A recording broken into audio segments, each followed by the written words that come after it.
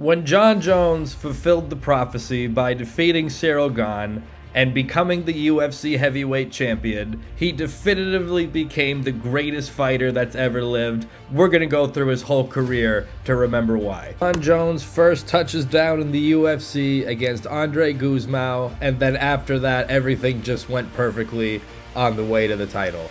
He absolutely annihilates Stephan Bonnar at UFC 94 with moves we had never even really seen before. The only blemish on his way to becoming the UFC's youngest champion of all times was he basically beat up somebody too bad by using the forbidden 6-12 elbow. He broke Brandon Vera's orbital bone from the guard with an elbow.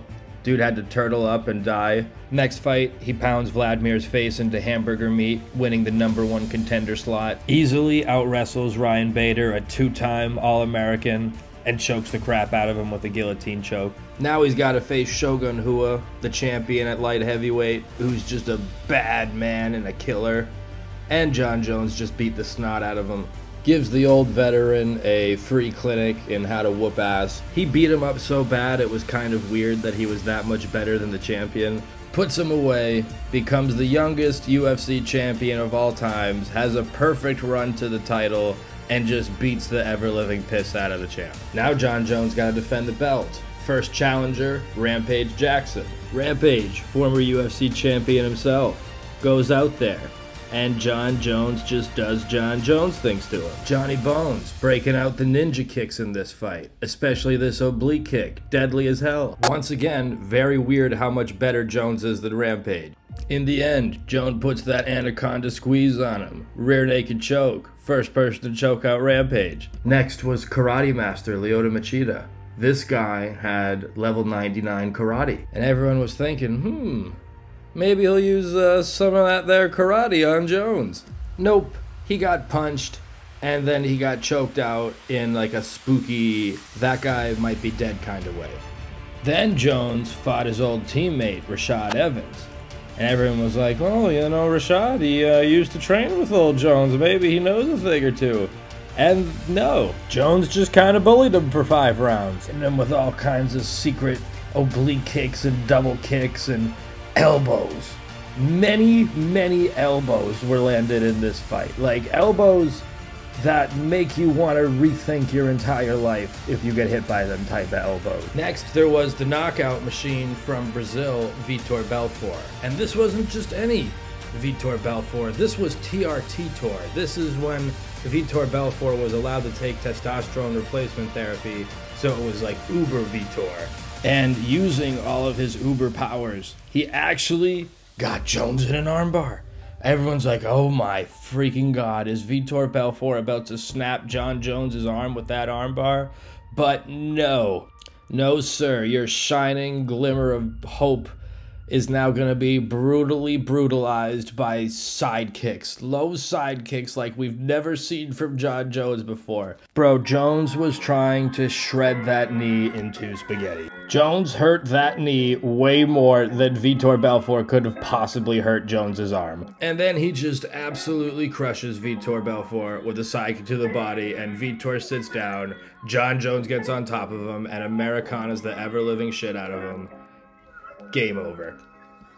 So what does Jones do after that?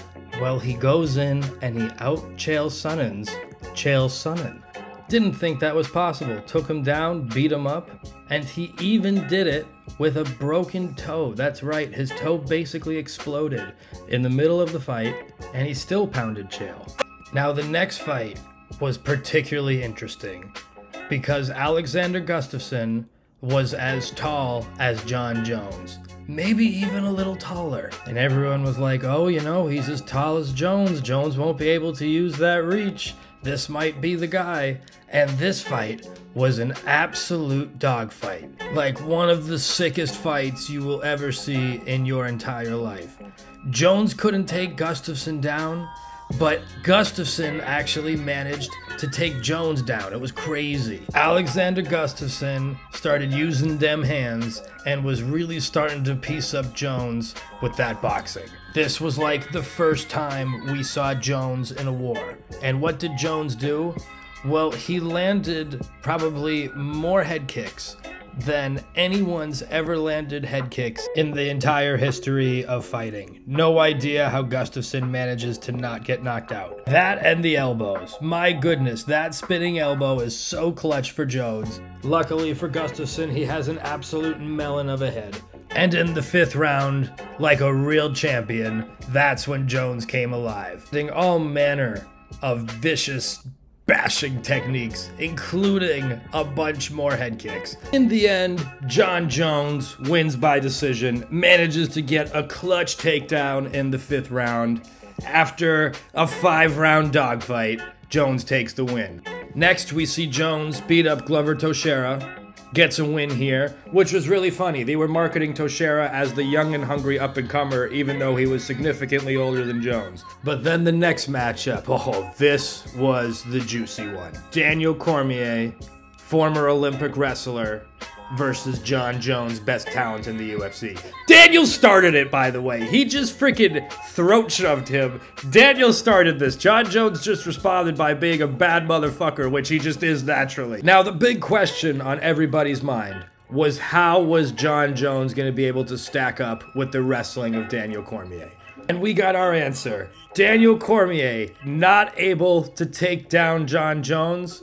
Jon Jones able to take down Daniel Cormier. And not just one time either. We were looking at multiple takedowns for Jon Jones. This truly hurt Daniel's wrestling pride. Even though he knew he was behind on the scorecards, he didn't try to finish Jones. All he wanted was just one takedown against him that he couldn't get. And then Jones tricked him by putting his hands up like 5 seconds before the round ended and then hitting him with the old 1-2 when DC let go. To be fair, DC wasn't fighting him. DC just wanted one takedown and wasn't concerned about winning the fight. I think that's what really pissed Jon Jones off in that scenario. And then Jon does something incredibly awesome. He hits the fucking iron. I rarely see fighters do this anymore, like really pounding fucking steel like they did in Rocky Balboa when they're just developing raw power strength. Oh, this was awesome. And Jones, using this strength he cultivated, deadlift Ovince St. Preux multiple times. Picked him up, dumped him down. Joe Rogan went on record here saying this was the loudest takedown he had ever felt. He felt it in his feet. This one right here shook the entire octagon. People act like this wasn't Jones's best performance, but there were moments like this that were breathtaking. Jones retains the title. Next fight is the Whopper. A rematch between DC and Jones with all of the legacy points on the line. Everybody and their mother was so hyped up for this fight. And it was a good fight. DC was taking it to him, but Jon Jones is Jon Jones. And in the 4th round, he secures a head kick. Wobbles poor DC. Jones chases after him, lands this flying kick-a-pow, and Jones puts to rest one of the greatest rivalries in mixed martial arts history. The only person left to go, in terms of rematches, was Alexander Gustafsson. The only person who many believe had beaten Jones in the past. If you recall how we talked about previously, this fight was an absolute dogfight, and Jones really had to pull out all the stops to win this one. That was what was expected in the rematch, Gustafsson versus Jones 2. But we quickly started to realize this isn't as even as it used to be.